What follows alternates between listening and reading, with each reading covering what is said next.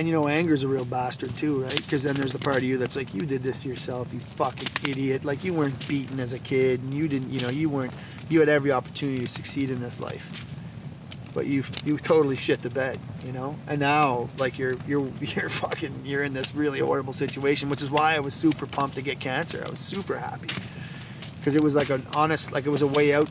It was a way to die without having to kill myself, and it was kind of like a fucking punishment, you know. Like, it was like, and that's so fucked because, I mean, I'm telling you, I feel like I caused all this stuff, but I look back through my family history and there's a lot of anxiety and different, you know, mental illness in different parts of the family. I think every family, if you look, it's there. It might not have been called that, but there's certainly evidence in most families, a lot of families where people, you know, were clearly under the influence of some kind of a mental problem. Yeah. Or imbalance. Not to be an insensitive prick, but again, that you know, that feeling of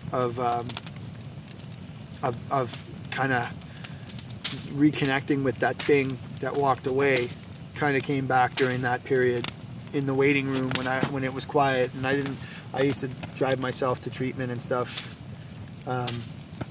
so I could think, you know. Mm-hmm. And that's where you reconnect with it, and in the treatment room, you know, like, it's like all you have to fucking hold on to, because you don't want to put it on other people, so you don't want to be like, you know, to your friends, like, I'm freaked out, or, you know, I just went inside, you know. And on the outside, it was just like, hey, you know, yeah, it's whatever, you know what I mean? And you just, hey, how you doing? You deflect, because I didn't really want to talk about it. And even in Loud Love, when I wrote music, I never specifically used the words, you know. It was all working that shit out, but it was never, you wouldn't know, like, you wouldn't know that Red Grid Shines was a song about radiation treatment. You wouldn't know that unless I explained the song line by line. But, you know, and I think it's the act of living your life and connecting with people is how you get that connection back to yourself, you know?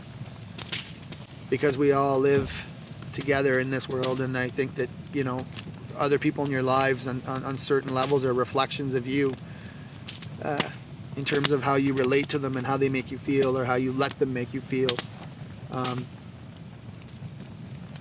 Anytime you get into it with somebody, you have to, if it's fighting with your girlfriend, fighting with your boyfriend, fighting with whoever, once you finish pointing the finger and, you know, telling your friends what idiots they are, and you get in your truck and start driving alone, then you kind of maybe, you get with that quiet part of you that's like, listen, all right, you know, you were a bit of a dickhead too, you know? But it's only when you're in that quiet place. Yeah. You're not going to be in front of your buddies post heat of the moment and be like, yeah, you know, I was a bit of a dickhead too. It's, you know, you're pointing that fucking finger at them when the three that point at you is the real conversation to be had, you know?